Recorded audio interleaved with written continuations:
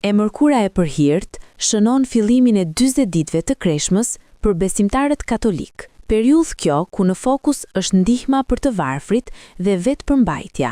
Duke filluar nga data 18 shkurt deri më 2 prill, janë 40 ditë lutje, solidariteti dhe agjërimi, që simbolizojnë 40 ditët që Jezusi agjëroi në shkretë të tir. Kreshma katolike përfundon në të enjten e madhe, më 2 prill. E enjtja e madhe e Pashkës është një nga ditët më të rëndësishme të javës së madhe në kalendarin e krishterë. Ajo përkujton disa ngjarje themelore nga jeta e Jezu Krishtit që ndodhen një ditë para kryqëzimit të tij. Gjatë Kreshmës katolike, për çdo të premte nuk lejohet ngrënia e mishit, ndërsa sa i përket agjërimit, është i detyruar të mërkurën e hirt dhe të premten e madhe. Në këto ditë lejohet vetëm një vakt në ditë. Pashkët katolike kremtohen më 5 prill 2026, ndërsa Kreshma e madhe e Pashkëve ortodokse në vitin 2026 fillon më 23 shkurt, e hëna e pastër, dhe përfundon më 11 prill, e shtuna e Lazrit, me javën e madhe